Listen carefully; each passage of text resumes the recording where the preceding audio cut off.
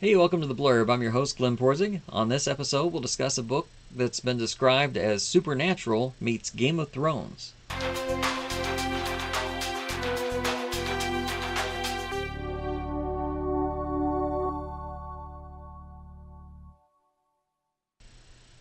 This episode of the Blurb is brought to you by Graphic Entertainment.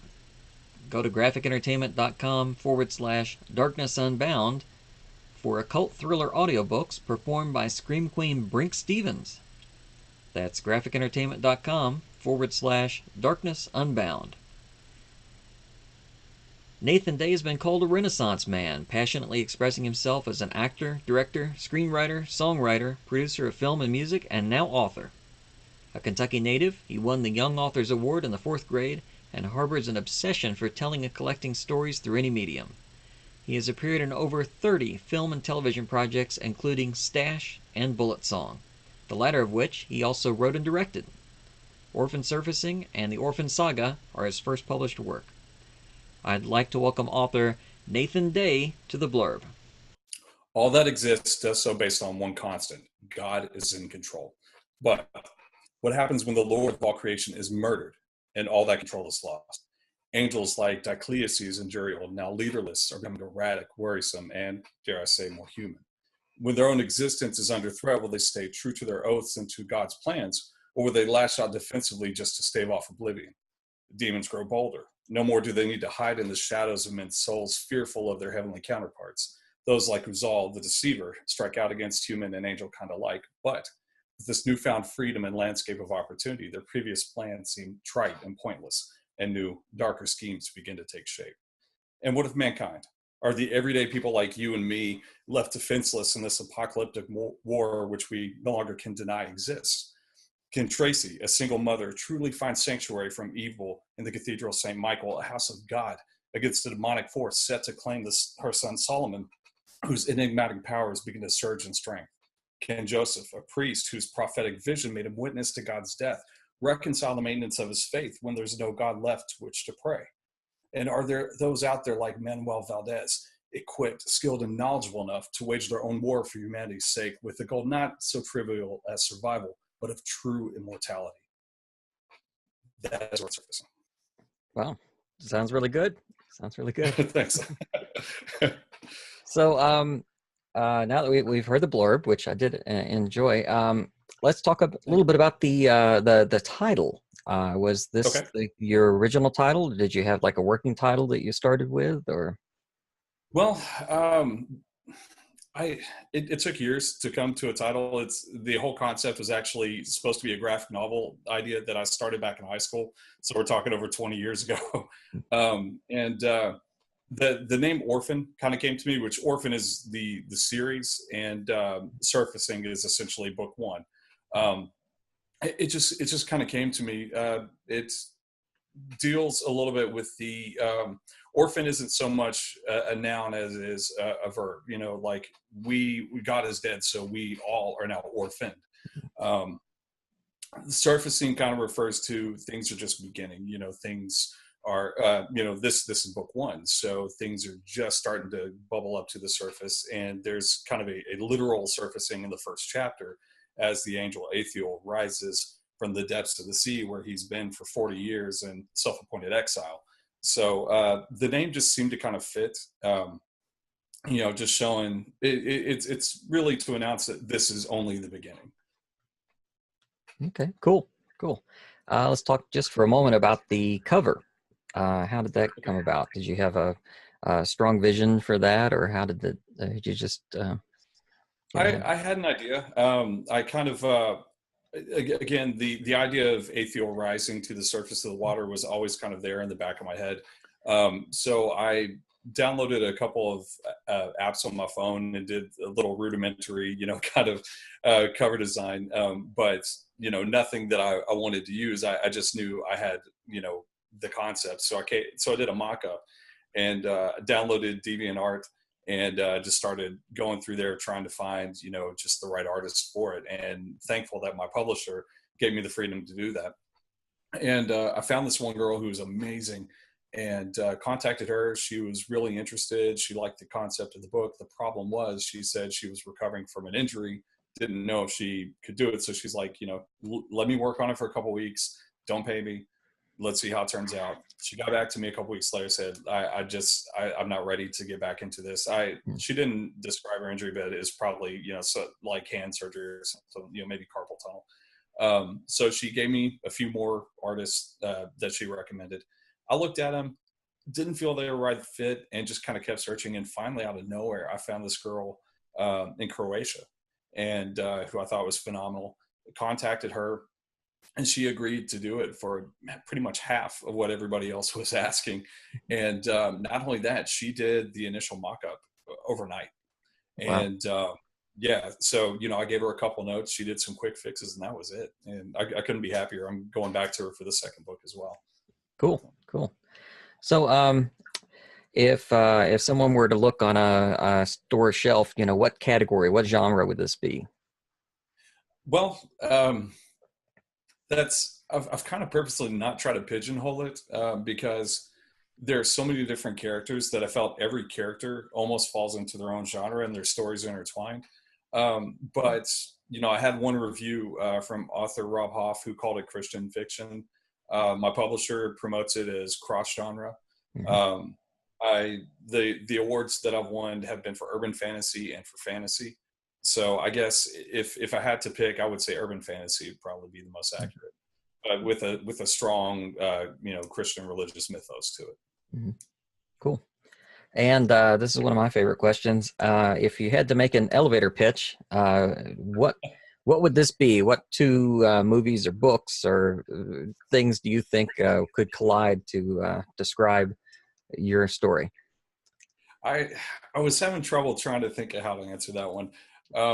If I had to narrow it down, I would use either Supernatural or The Prophecy meets Game of Thrones. And what I mean by that is, you've got Supernatural, especially in the later seasons where they focus on angels and demons, heaven and hell. But the Game of Thrones aspect would be all the various story arcs that intersect and how all these lives are entwined.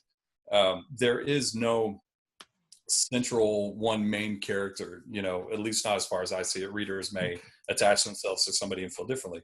But I love how Martin's created this very alive kind of world, and I wanted to do the same. Cool. Now you said you've been working this a long time. Really thought about it a lot. But can you remember what was the spark? What was the thing that really got you rolling on saying, "Hey, this is the book I'm going to write"? Well, I remember I used to want to do comic books, and I used to submit to like Marvel and Image when Image first started, and I never, I would always get very positive feedback, but they were like, just keep trying, buddy, like a pat on the back kind of letter, just like they were tussling my hair or something back when I had hair. And I remember one day sitting in my bedroom, and growing up, I shared a bedroom with my two older brothers. And my oldest brother's then girlfriend, now wife, kind of came in, and we were talking. And she goes, why has no one ever really done a comic about angels? And I thought about it, and I was like, well, I've seen angels appear in comics, but I've never seen a comic strictly about angels. So I started kind of just bopping around concepts and ideas in my head. And the thought of a guardian angel was where it all kind of started. And that essentially, even though that role won't really come into play, at least for two more books, that's essentially Aethiel's lot in the story. We just got to get there first, and hopefully that's not really a big spoiler. But so I credit my sister-in-law for the inspiration. Yeah, cool. When you were doing research for the book, is there anything that really surprised you? Anything that you were like, wow, this is something I wouldn't have run across if I hadn't been, planning to do the book? Yeah. Well, that's like I've bought a couple books, and I've gone through a lot of websites and Wikipedia and stuff like that as far as like different angels and demons, the angelic and demonic hierarchy and that kind of thing. And there were a lot of names that I found that kind of were shared in different religions, whether it's like, Judaism, Islam, and Christianity, like some of these names are shared all throughout. And I decided one thing that's kind of important to me, although I'm approaching the series, from, I guess, more of a Christian perspective. I don't want to, like, force feed it to where it's like, I'm saying that Christianity is, right, and this and that, I don't want to, do that. And actually in the third book, Islamic characters, start to come into play and stuff like that as well. But I thought it was interesting just how shared a lot of that was. And then there are even some names that, while, some sources will say that, like, Samael, for instance, some sources credit him as the actual Satan and say that Lucifer, the devil, is someone else. And some sources say that Samael is actually an angel who never fell. So, so I kind of had to decide how characters like that would fit into my story, because I want, some of the bigger, demons and angels, the archangels, I want to use, names that, exist, like Gabriel, Michael, that kind of thing. And, for the demons, like Samael and Baal and Belial and that kind of thing. So the lesser demons, the lesser angels, and the ones we tend to focus on more are unique. I haven't found their names in any text, and I've tried to Google the names and haven't found them. But yeah, it's fascinating how just, nothing, there's nothing concrete out there. And it almost seems, a lot of it's speculation more than anything, I think, based on old texts. And then I think what just people have kind of assumed and added over the years. Cool. What about the setting for the story? Is the setting a character in this particular book, or is it just like, okay, well, obviously it's post-apocalyptic, so that's that's something. It's not post-apocalyptic yet. Oh, okay. All right. Yeah, I definitely, I wanted to start the series feeling as if it's something that just started happening right around us, and then kind of get to a, by the time the series is over, my goal is for the world itself to be unrecognizable. And so many times I feel like you get dropped into like a fantasy setting, even if it's something where, it's post-apocalyptic, like Mad Max, or, even something like, I don't know if you saw the movie Bright on Netflix with Will Smith. Yeah. We're kind of dropped in long after things, the ball started rolling. I wanted to start with the ball rolling. And, but I created a city called Lanza de los Santos, which is considered like the New York of of the West Coast. And I did that so I could have a little more creative freedom and kind of give the city itself its own personality and own atmosphere, taking, elements from, cities that I know and love, and then just kind of making up my own stuff to go with it. So I didn't have to, worry too much about getting the geography right, or getting the, the attitude of, the people right, that kind of thing, give myself a little more freedom. But while the story the first book really kind of centers around the city, and a lot of the plot will, and the beginning of the fourth book is actually going to really drive into why the city itself is important. I overall, I wanted to have a more global feel. So even in the first book, we visit places like Positano, Italy, different parts of there's a secret base hidden in the Alps. The second book talks just briefly about Tokyo, and the Vatican is going to play a big part. So I want to slowly give it a global feel, but I don't want to just I want it to branch out. I don't want it to start big. I want it to start small and relatable, and then just get to a point where it's like, oh my God, what's happening? So that's my goal. We'll see. We'll see how it works out. All right, cool.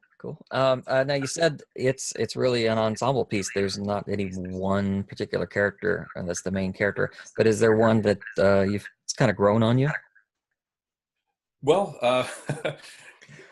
one of the villains, or actually a couple of the villains, have actually kind of grown on me. I've always liked darker characters. Like when it comes to comic books, I've always been bigger on like Batman and Wolverine than like Superman and Captain America, and the Boy Scouts.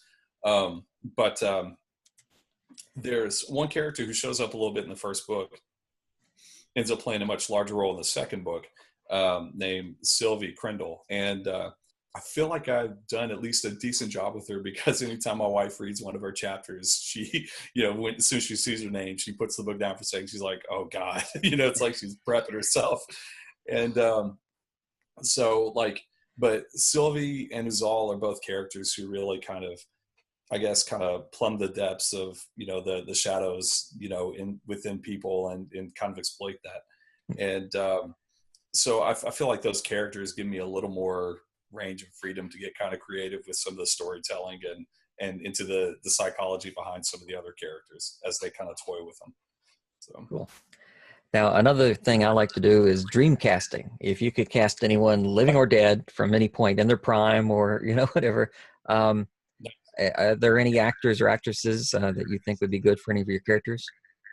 yeah, Joseph, the priest, he's he's a young priest. He comes from his father's a Southern Baptist preacher, but he kind of just found beauty in Catholicism and the rituals. And if I could pick anybody for him, I would go with Sterling K. Brown.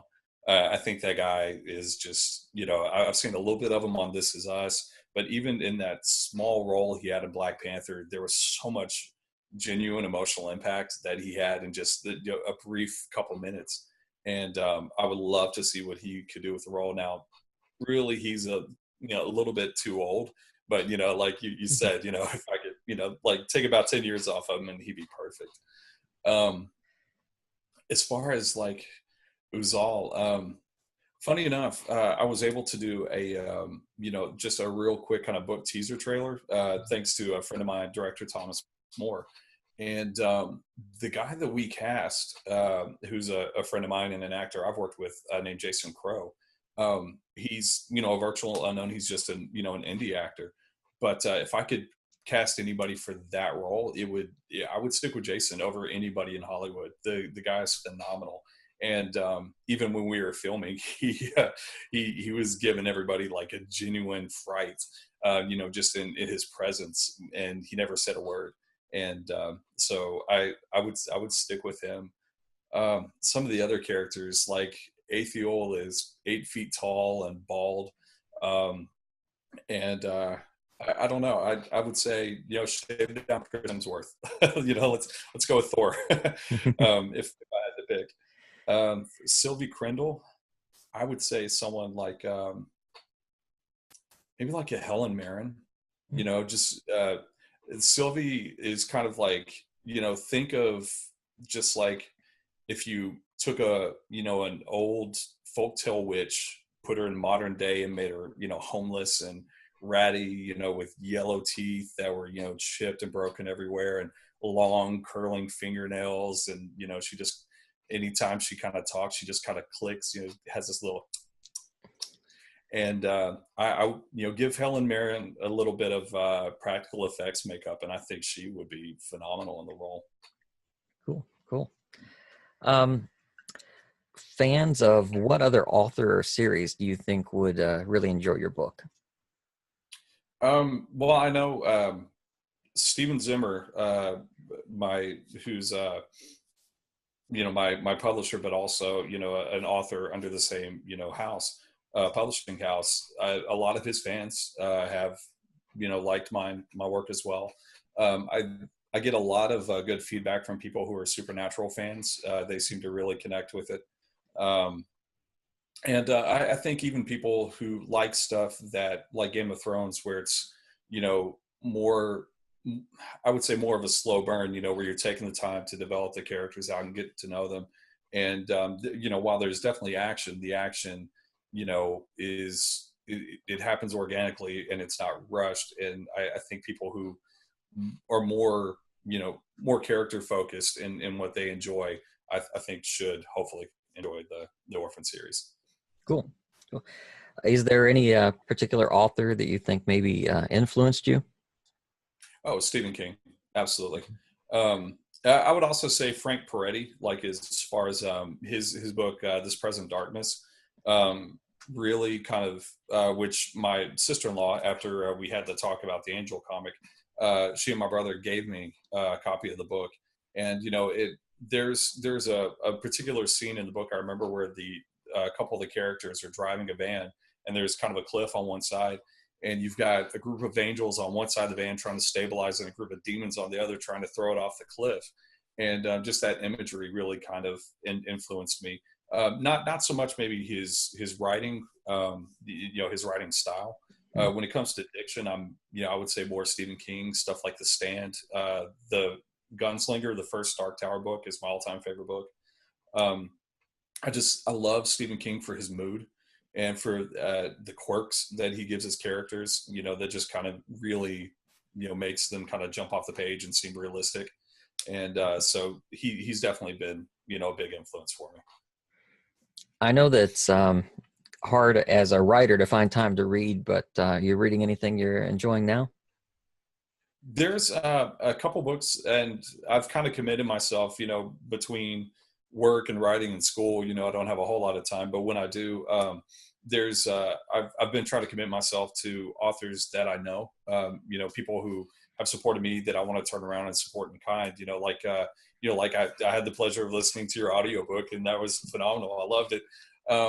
I'm reading Cosmic Egg Rapture by Rob Hoff. I'm reading a book called Teddy by Michael David Anderson, which is very, Stephen King kind of influenced. What else? I'm reading, the title just popped out of my head. But Sarah Dobie Bauer's first vampire novel, I'm reading it. Bite Me? Bite Me. I'm almost done with that one. And then Wingless, which is actually, if you don't mind, I'm going to grab a copies real quick.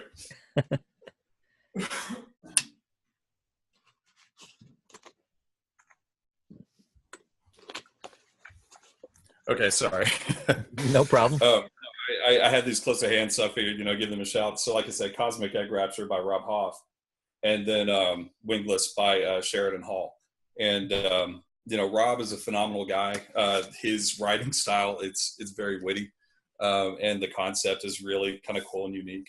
And then Sheridan, he self-published his book, but the first short story in Wingless actually was nominated at this past Imaginarium for best short story, and it's really well done. I think he's got a great voice, and I want to see him keep developing that. So I try to support guys like that, who I see are out there working hard.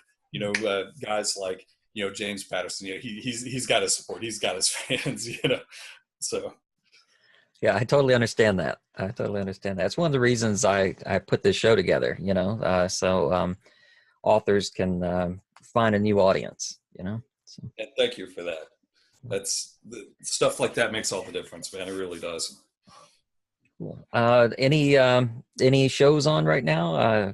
TV shows or anything you're liking? Anything you're looking forward to?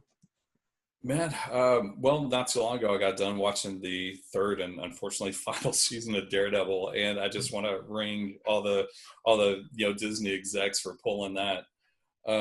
So love Daredevil. Again, I love the dark mood of it, but the just how human it is. So I love that. I'm really, really finally, I think, going to start Breaking Bad. I've been wanting to do that for years. Finally got caught up on Game of Thrones and just love every twist and turn of it. Here lately too, I've been kind of jumping in to some anime. I used to be a big anime fan, kind of got away from it. And I've got a roommate, who has kind of turned me on to some things. So I just finished the second season of My Hero Academia and Sword Art Online. And I love the just how imaginative, a lot of the anime is, and how a lot of them kind of embrace their absurdity, and it gives it just all kinds of charm. But at the same time, at the heart of it, you've got these very character-driven plots that are all about, overcoming inner turmoil and everybody, kind of achieving their best, and it's just kind of it seems like a standard theme through a lot of these is, becoming the best you. And I love that. I'm a psychology major, and, just the whole, Maslow's pyramid of self-actualization, becoming the best you, it just, I love that concept. And so I think that helps me enjoy those shows a lot more. Yeah, very cool. And that leads me to our next question, which is, do you have any strange or unusual hobbies? So, um, Um, I remember a time when I had hobbies. yeah. Well, I mean, you see, you're it's not a hobby exactly, but you're studying psychology, so that's something. Yeah. That's something Yeah. not everybody's doing. I just went back to school, or I can't say went back. I went to college I started college for the first time this past summer, and have really actually been enjoying it. Really loving the history classes I've been taking as much as the psychology. Mhm. It's fascinating to go back and just see just some of the real crazy stuff that's actually happened in the world. Um, but and we talked about this a little bit. I'm a gamer. Mhm.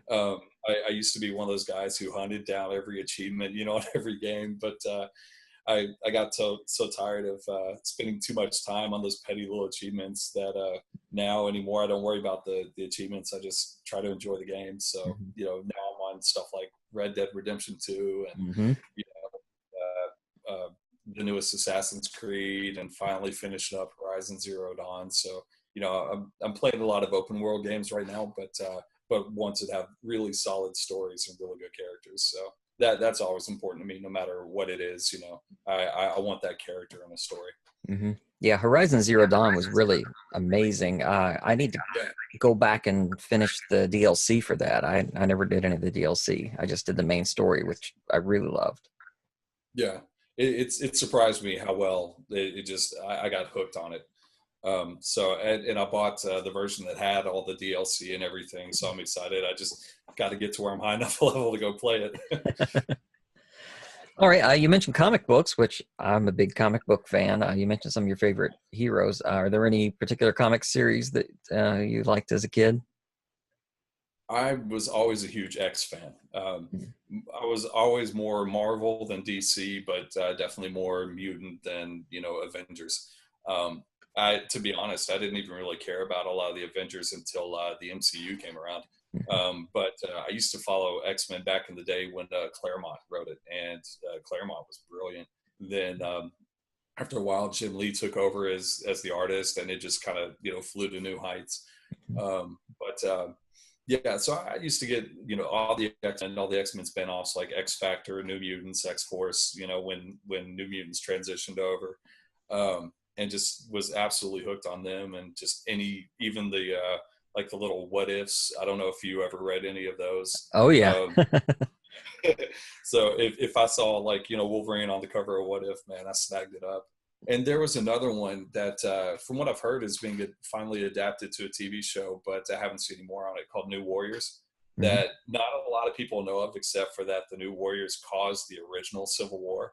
But when the first 2 years of that book were, I thought brilliant. I loved it. It was a young team, is kind of a fresh take, almost like a little mini Avengers. A very eclectic team.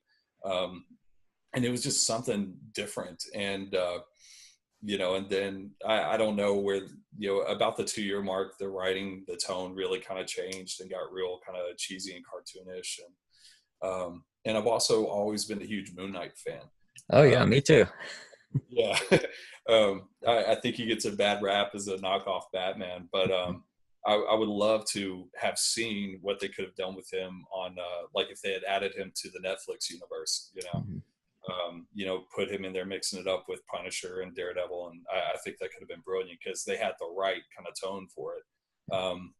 Now, even if they do something down the line with Daredevil or Punisher, once it's pulled from Netflix, which I'm waiting, season 2 is about to come out of Punisher, and I'm waiting for them to just go ahead and announce that that they're canceling it too. But I, I don't know. I would hate to see them kind of tone down. Somebody like Moon Knight. Just to kind of make him Disney friendly. Mhm. So I don't know. They could surprise me. Like I said, I didn't care about Captain America until they put him on the big screen. So who knows? So this is your first book, right? If you had a Yes. piece of advice for an aspiring writer, do you have anything you'd like to share? Um, just find your story. And what I mean by that is don't try to write. I know a lot of people. It's like you have bands who, one band makes it big, and suddenly there are 20 other bands just like them that show up out of nowhere, and you have bands who change their sound to make it big and that kind of thing. And I get it. I get the marketing behind it. But and it's the same with writing. Some people they write a certain kind of story because they know it sells, and that's great. You're trying to build a career out of this. I get that. But I would say, at least my advice from the beginning, take it for what it's worth, is find your story, so that way you're finding your voice, you're finding what works for you as a writer, and you hopefully can do something that stands out enough to be different and to not be a knockoff Patterson or a knockoff Stephen King or something like that.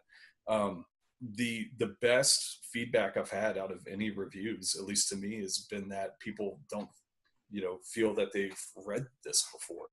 One of my favorite reviews, she said, thank you for taking what could have been just another Angel story and making it something very different. And that to me is probably the biggest critical win that I feel like I've had. I want to tell my story. I want people to be able to read something and be like, oh, that's a Nathan Day story. That's his style, that's his voice. So, find your voice, find what makes you as a writer, you. There's a million everybody else. Be you. Mm-hmm. Cool. Now, you've mentioned that this is plotted out at least through book 4. I've already mentioned up to 4. Where do we stand now? You're working on book 2? Book 2 is with my editor. Okay. I'm waiting on that to come back around. Starting on book 3. Although I know a good portion, I don't know a lot of the smaller details, but I do know the climax. I do know where we're going. I do know where book 4 begins and ends. And I know where book 5 begins. Beyond that, I have no idea how far it's going to go. I just know it needs to go at least to book 5, probably to book 6. So again, I've got grandiose plans, we'll see if it pays off, but it's like each time I add a new character and I'll kind of look at their motivation, I see where, I'm lucky in that, a lot of these things kind of all are tying in together in ways I never intended, but which has always been my thing. I wrote a screenplay once and got some good feedback on that from the Kentucky Film Commission back when I submitted it. And the thing that I found in writing is that, you got to let your characters kind of drive the story more than you drive your characters, so that way it feels like where you get in the end is kind of more organic. And where the movie ended really kind of surprised me. It's not what I intended, but as I saw what the characters were kind of doing, I was like, no, that wouldn't make any sense for, John to do this. John needs to do this, and this needs to be Cesario's reaction, that kind of thing. And so as I'm plotting this out and I'm kind of looking at these characters, I'm like, no, that's what needs to happen. This is what Sylvie needs to do in response to that. And, this is what Aethiel would naturally do in response to that, and that kind of thing. And so as much as I'm trying to plot the highlights, I'm totally open to the fact that as I get deeper into the writing, it could all totally change. I could just hit that one idea that's like, wait a minute, no, this is better, this is right, and just take it from there. So I have grandiose plans, but we'll see. All right. Well, I'd like to congratulate you on the success you've had with the first book, and I'm looking forward to book 2 coming out. I hope that does well for you. Thank you. I appreciate that. All right, and I'll have links up on the website with links to your website and how to purchase your book. And if you send me your movie trailer, your book trailer, I'll link that up too. Yeah, awesome. Thank you. I appreciate that. Cool. All right. Well, thanks for coming and being on the Blurb, and hopefully I'll see you again here soon. Sounds good, man. Thank you very much, Glenn. It's All been right. a pleasure. I'd like to thank Nathan Day for joining us. Anyone interested in learning more about his books or finding his social media links, you can go to theblurb.tv and you'll find all the links you need there. And if you enjoy the program, remember to hit like and subscribe so that you never miss an episode. Also, be sure to share this with your friends. You can follow us on YouTube, Twitter, and your favorite podcatcher. You can also support the show by visiting our sponsors, buying our merch, or shopping with our affiliate links. And as always, thanks for your support.